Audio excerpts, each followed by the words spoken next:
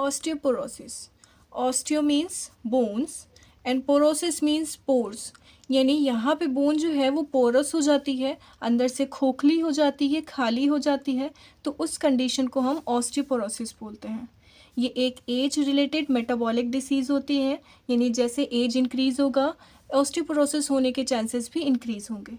Mainly osteoporosis में होता क्या है कि बोन मास कम हो जाता है, यानी अल्टीमेटली बोन डेंसिटी कम हो जाती है और फ्रैक्चर होने के चांसेस इंक्रीज़ हो जाते हैं। तो हमारी बोन कुछ ऐसे दिखेगी, इधर से पोरस। अगर हम बोन का क्रॉस सेक्शन करें तो हमें ऐसा व्यू देखने को मिलेगा। इसमें देखेंगे हम कितनी तरह की बोन होती हैं, जैसे कि हमारा जो पेरीफेरी में प्रेजेंट होता है बोन, उसको हम बोलते हैं कॉम्पैक्ट बोन। तो यहाँ से लेके यहाँ तक जो एरिया है वो हमारा आ जाएगा कॉम्पैक्ट बोन का। और ये जो अंदर अंदर इस वाले एरिया में जो बोन है उसको हम बोलते हैं स्पंजी बोन, स्पंजी बोन या ट्यूबरकुली बोन। अगर हम स्पंजी बोन को जूम आउट करें, यहाँ पे हम क्रॉस सेक्शन लेते हैं, इसको जूम आउट करें तो हमें कुछ ऐसे स्ट्रक्चर देखने को मिलेंगे। इनको बोलते हैं ट्यूबरकुली। इस वजह से स्पंजी बोन को ट्यूबरकुली बोन भी बोला जाता है। ये जो ट्यूबरकुली होते हैं स्ट्रक्चरल सपोर्ट प्रोवाइड करते हैं बोन को। वही अगर हम कॉम्पैक्ट बोन की तरफ देखें तो यहाँ से लेके यहाँ तक पूरा स्ट्रक्चर कॉम्पैक्ट बोन का होता है। तो इसमें जो छोटे छोटे लंबी सी pipe tube like structure present होते हैं, अगर हम इनको जूम आउट करें तो हमें मिलते हैं ये, इन्हें बोलते हैं हम ऑस्टियोन। ऑस्टियन बोलते हैं। अब देखते हैं ऑस्टियन में क्या क्या चीज़ें होती हैं। ये पूरा कंप्लीटली ऑस्टियन होता है। तो ये जो बीच में सेंटर में हॉलो कैनाल होती है इसको बोलते हैं हैवर्जन कैनाल, जो कि यहाँ से भी देखने को मिलता है, तो इनको बोलते हैं हैवर्जन कैनाल, जो कि इधर भी देख सकते हो ये लंबी सी पाइप। हैवर्जन कैनाल में हमारी होती हैं आर्टरीज, वेन्स और नर्व्स। इसी के साथ साथ जो सेल प्रेजेंट होते हैं बोन में उनकी इंटरवेंशंस भी प्रेजेंट होती हैं हैवर्जन कैनाल में। इसी के साथ साथ हम देखेंगे हैवर्जन कैनाल के चारों तरफ ये कुछ कैविटी लाइक प्रेजेंट है, ये इसे बोलते हैं हम, इसको बोलते हैं लेक्यूना। लेक्यूना, ये जो कैविटी लाइक प्रेजेंट है इसको बोलते हैं लेक्यूना। इसमें होते हैं ऑस्टियोसाइट्स, यानी बोन फॉर्मिंग सेल प्रेजेंट होते हैं इसमें। और ये पैरेलली रन करती है, जैसे हैवर्जन कैनाल पैरेलली रन करता है वैसे लेक्यूना भी पैरेलली रन करती है हैवर्जन कैनाल के चारों तरफ।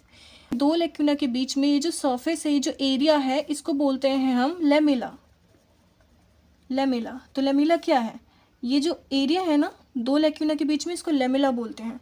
लेमिला क्या करता है? लेमिला में होते हैं ऑर्गेनिक और इनऑर्गेनिक पार्ट।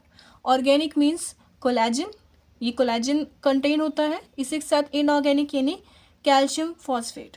तो लेमिला में दो चीज़ होती है, ऑर्गेनिक और इनऑर्गेनिक। ऑर्गेनिक में कोलेजन, इनऑर्गेनिक में कैल्शियम फॉस्फेट, जो कि स्ट्रेंथ प्रोवाइड करता है बोन को। तो ये हमने पढ़ लिया cross section of the bone. बाहर से अगर हम देखते तो हमें बोन बहुत स्टेशनरी लगती है, यानी उसमें कोई चेंजेस नहीं लगते हैं, पर एक्चुअल में ऐसा नहीं है। बोन बहुत डायनेमिक होती है। तो जैसे कि हमने पढ़ा कि बोन में कॉम्पैक्ट पार्ट होता है, स्पंजी पार्ट होता है। तो जो बोन का स्पंजी पार्ट है वो हर एक 10 साल रिप्लेस होता जाता है। वहीं अगर स्पंजी पार्ट की बात करें तो हर 3 to 4 ईयर में रिप्लेस होता है। तो ये जस्ट रिप्लेसमेंट हो रही है बोन की, वो बोन रिमॉडलिंग के प्रोसेस से होती है, यानी कि पुराने जो सेल है उनको रिप्लेस किया जा रहा है नए सेल के थ्रू। तो बोन रिमॉडलिंग में 2 स्टेप होते हैं मेनली। फर्स्ट स्टेप को बोलते हैं हम बोन रिजॉर्प्शन, सेकेंड को बोलते हैं bone formation. Resorption means demineralisation, यानी कि बोन के सेल को डिग्रेड करना, इंगल्फ करना, वो होता है बोन रिजॉर्प्शन। इसमें कौन सा सेल होता है पार्टिसिपेट करता है? इसमें होते हैं हमारे ऑस्टियोक्लास्ट।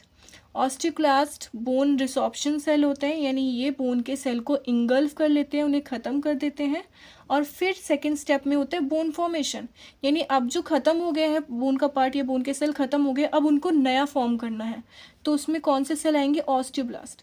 ऑस्टियोब्लास्ट को बोलते हैं बोन फॉर्मिंग सेल, ये बोन को फॉर्म करता है, और जो ऑस्टियोक्लास्ट ने डिस्ट्रॉय करा है, ख़त्म करा है, उसको ये दोबारा बनाएगा। तो ऐसे हमारी बोन की रिप्लेसमेंट होती है।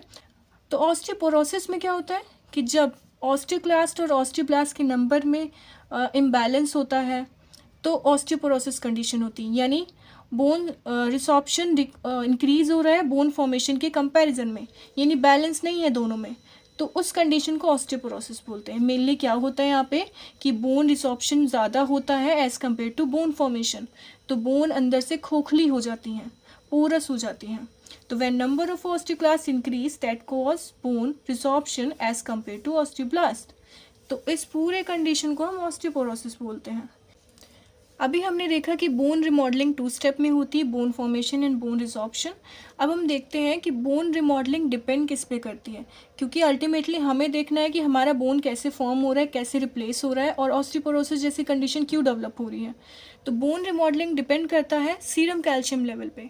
हमारे बॉडी में कितना सीरम कैल्शियम लेवल है उस पर बोन रिमॉडलिंग डिपेंड करता है। अब सीरम कैल्शियम लेवल को कौन रेगुलेट करता है? तो 3 चीज़ें रेगुलेट करती हैं। एक है parathyroid hormone, calcitonin and vitamin D. ये तीनों जो हार्मोन और मिनरल्स हैं ये आपस में मिल के कैल्शियम के लेवल को रेगुलेट करते हैं। तो समझते हैं डायग्राम से कि ये कैसे होता है। तो जब हमारे बॉडी में कैल्शियम सीरम कैल्शियम लेवल बहुत कम होता है या जो ऑप्टिमम लेवल होता है उससे कम होता है तो क्या होता है, ये है हमारा थायराइड ग्लैंड।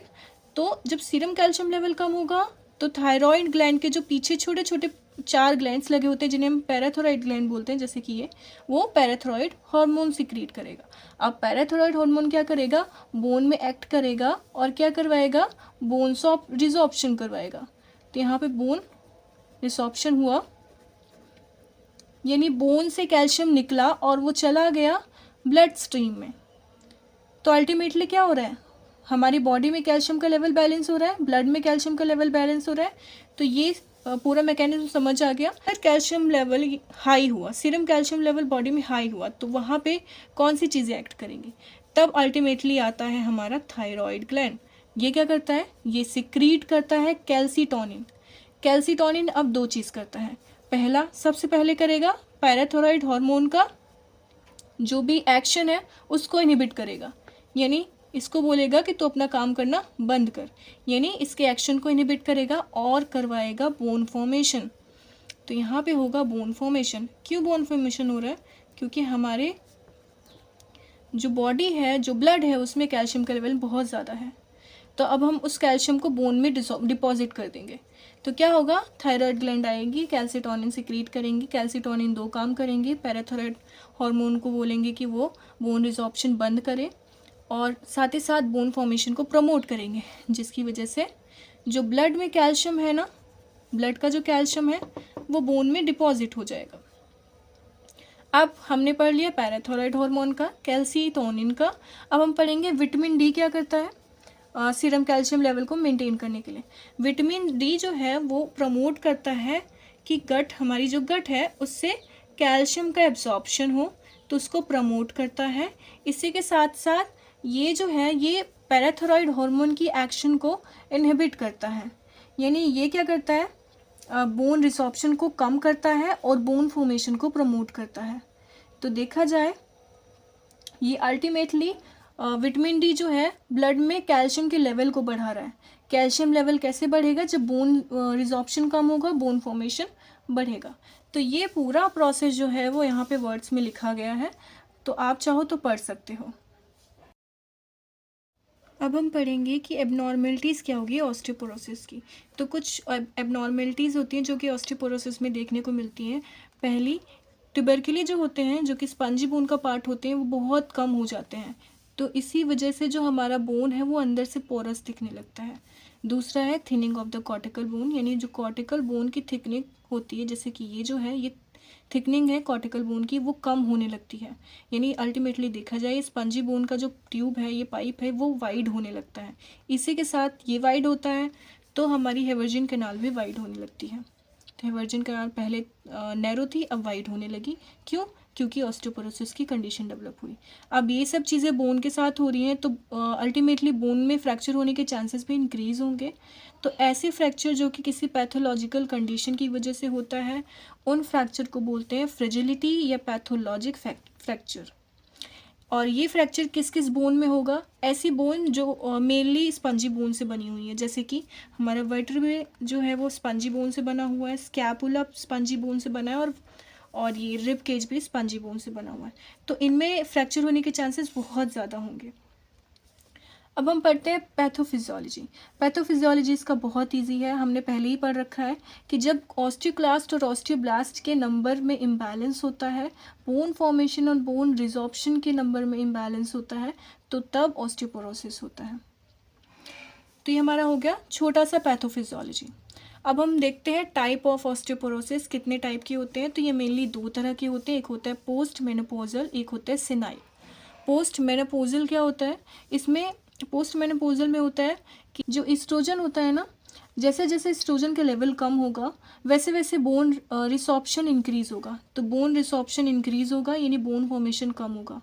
यानी एस्ट्रोजन जो है वो बोन फॉर्मेशन को प्रमोट करता था, अब एस्ट्रोजन कम हुआ यानी बोन रिसॉर्प्शन इंक्रीज़ हुआ, बोन फॉर्मेशन डिक्रीज़ हो गया। इसी के साथ सिनाइल। सिनाइल में क्या होता है कि ऐसे कहा जाता है कि जैसे जैसे एज बढ़ती है ऑस्टियोब्लास्ट जो है अपने काम करने की जो एबिलिटी है उसको लूज़ कर देता है। तो osteoblast loses their ability to work. तो ये होता है हमारा senile osteoporosis. So the risk factor of osteoporosis is first one is lack of calcium, salt and vitamin D। यानी अगर कोई पर्सन कैल्शियम सॉल्ट डेफिशिएंट है, विटामिन डी डेफिशिएंट है, तो उसमें ऑस्टियोपोरोसिस के चांसेस इंक्रीज हो जाते हैं, क्योंकि हमारा जो बोन है वो कैल्शियम से ही बना हुआ है और विटामिन डी कैल्शियम के एब्जॉर्प्शन को इंक्रीज़ करता है। सेकेंड है पोस्ट मेनोपॉजल वुमेन। जो पोस्ट मेनोपॉजल वुमेन होती है उनमें एस्ट्रोजन का लेवल कम हो जाता है। तो जब एस्ट्रोजन का लेवल कम होता है तो जो बोन रिसॉर्प्शन है वो इंक्रीज़ हो जाता है, बोन फॉर्मेशन डिक्रीज़ हो जाता है, तो उसमें भी ऑस्टियोपोरोसिस के चांसेस इंक्रीज़ होते हैं। एज 40 to 50, 40 to 50 जो एज ग्रुप के लोग होते हैं उनमें ऑस्टियोपोरोसिस के चांसेस इंक्रीज़ होते हैं, क्योंकि एज रिलेटेड मेटाबॉलिक डिसऑर्डर है। Chronic illness like diabetes mellitus, cushion syndrome और टर्नर सिंड्रोम, ये जो सिंड्रोम होते हैं जेनेटिक डिसऑर्डर होते हैं उनमें भी ऑस्टियोपोरोसिस के चांसेस इंक्रीज होते हैं। इसके साथ कुछ कुछ मेडिकेशन है लाइक कॉर्टिकोस्टेरॉइड जो होता है वो विटामिन डी के जो विटामिन डी होती है उसका एंटागोनिस्टिक होता है। तो मेनली क्या करता है, विटामिन डी को एक्ट करने से रोकता है। तो इससे क्या होगा, विटामिन डी क्या करता है, कैल्शियम के एब्जॉर्प्शन में हेल्प करता है, तो अल्टीमेटली कैल्शियम का एब्जॉर्प्शन डिक्रीज़ हो रहा है, तो उसकी वजह से ऑस्टियोपोरोसिस हो रहा है। फिर है अगर कोई पार्ट या हमारी पूरी बॉडी इमोबलाइज है, एक्सरसाइज नहीं हो इस पार्ट में, तो हमारी बॉडी ऑस्टियोपोरोसिस की कंडीशन में जा सकती है। फिर है हमारा स्मोकिंग एंड अल्कोहल। अगर कोई पर्सन स्मोक करता है, अल्कोहल करता है, तो अल्टीमेटली कैल्शियम का एब्जॉर्प्शन जो है वो ऑल्टर होगा, तो वो अल्टीमेटली ऑस्टियोपोरोसिस करवाएगा। फिर सिम्टम्स की बात करते हैं, तो ऐसे कौन से सिम्टम्स हैं जो कि ऑस्टियोपोरोसिस की कंडीशन में देखे जाते हैं। तो फ्रैक्चर वो भी किस किस पार्ट का, एक तो वर्टिब्रल का, यानी दो वर्टिब्रे हैं वो बीच में प्रेशर लगा उनमें और एक वर्टिब्रा जो है वो क्रश हो गया, जैसे यहाँ पे देखने को मिल रहा है, तो वो वर्टिब्रल फ्रैक्चर हो सकता है। फीमोरल नेक फ्रैक्चर हो सकता है, ये फीमर है इसका नेक, ये जो नेक है इसमें फ्रैक्चर हो सकता है। दूसरा डिस्टल रेडियस, जो हमारी रिस्ट होती है जहाँ से जुड़ी होती है रेडियस से, distal part of the radius, उनमें फ्रैक्चर होने के चांसेस इंक्रीज़ होते हैं, तो वो हमारा ऑस्टियोपोरोसिस के फ्रैक्चर होते हैं। और ये कब होता है, ये पोस्ट मेनोपॉजल ऑस्टियोपोरोसिस में बहुत ज़्यादा देखने को मिलता है। इसी के साथ कुछ साइन है लाइक एक्यूट पेन, जब मूव करता है पर्सन तो उसको पेन होता है, बैक पेन होता है बेंड करते समय, और वर्टिब्रे में पेन हो रहा है, वर्टिब्रे में फ्रैक्चर होता है, उसकी वजह से उसकी हाइट भी डिक्लाइन हो जाती है, यानी पर्सन जो है उसकी हाइट डिकाइफोसिस वाली कंडीशन देखने को मिलती है और वीकनेस हो जाती है पर्सन में, और मल्टीपल फ्रैक्चर के चांसेस भी देखने को मिलते हैं। डायग्नोस्टिक इवैल्यूएशन क्या होंगे ऑस्टियोपोरोसिस के, तो फर्स्ट है एक्सरे, यानी हम पेशेंट का एक्सरे करवाएंगे जिसमें हमें क्लियरली पोरस बोन देखने को मिलती है। तो पेशेंट का एक्सरे जो है वो फर्स्ट स्टेप होता है डायग्नोस्टिक इवैल्यूएशन का। सेकंड है डेक्सा को बोलते हैं डुअल एनर्जी एक्सरे रिजॉप्टियोमेट्री। इसमें क्या होता है कि पेशेंट को एक मशीन के नीचे लेटाया जाता है जो कि अल्टीमेटली स्कैन करता है और बोन डेंसिटी को मेजर करता है, पेशेंट की बोन डेंसिटी को मेजर करता है। फिर उसके जो बोन डेंसिटी का डेटा आता है वो नॉर्मल जो पर्सन है उससे कंपेयर किया जाता है, फिर उसका रिजल्ट कुछ टी स्कोर में आता है। अगर टी स्कोर इक्वल टू और लेस देन -2.5 आता है, मीन्स पेशेंट या उस पर्सन को ऑस्टियोपोरोसिस की कंडीशन है, उस पर्सन को ऑस्टियोपोरोसिस की कंडीशन है। अगर -2.5 से कम या इक्वल टू आता है हमारा टी स्कोर, ये है डेक्सा। फिर है बोन बायोप्सी भी लेते हैं, उसमें हम बोन के सेल को स्टडी करते हैं और पता करते हैं ऑस्टियोपोरोसिस है कि नहीं। इसी के साथ सीरम कैल्शियम लेवल भी चेक करते हैं पेशेंट का, अगर वो कम होगा तो अल्टीमेटली ऑस्टियोपोरोसिस होगा। फिर कुछ मैनेजमेंट है, तो पहले हम पढ़ेंगे मेडिकल मैनेजमेंट, देन हम नर्सिंग पे आएंगे। मेडिकल मैनेजमेंट क्या होगा ऑस्टियोपोरोसिस का, कि हमें कैल्शियम के इंटेक को बढ़ाना है, एडिक्वेट कैल्शियम इंटेक देना है। तो कैल्शियम इंटेक पर डे क्या होना चाहिए, 1.5 ग्राम, और विटामिन डी का इंटेक क्या होना चाहिए, 400 to 800 IU। तो ये उस पर्सन में होना चाहिए पर डे के हिसाब से, तभी वो ऑस्टियोपोरोसिस की कंडीशन को मैनेज किया जा सकेगा। दूसरा है वेट बियरिंग एक्सरसाइज। जब पेशेंट जो है वेट बियरिंग एक्सरसाइज करेगा तो उससे बोन फॉर्मेशन इंक्रीज होगा, यानी ऑस्टियोपोरोसिस की कंडीशन जो है वो सुधरेगी। वो होता है हमारा मेडिकल मैनेजमेंट में। फिर है बायफॉस्फेनेट देते हैं। बायफॉस्फेनेट में ये 2 ड्रग्स आती हैं।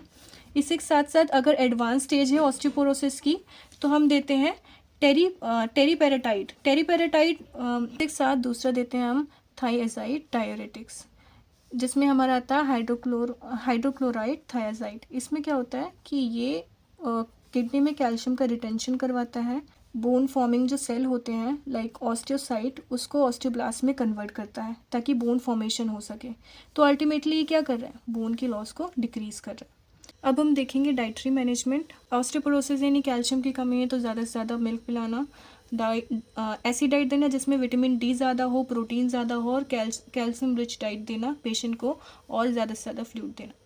नर्सिंग मैनेजमेंट क्या होगा, विटामिन डी एडमिनिस्टर करना, कैल्शियम बायफॉस्फेनेट एडमिनिस्टर करना as a medication, comfortable position provide करना, कंफर्टेबल डिवाइसेस प्रोवाइड करना, पेशेंट को इंस्ट्रक्ट करना कि वो कॉर्सेट पहन के रखे या लाइट ब्रेस पहन के रखे ताकि उसको बैक पेन ना हो।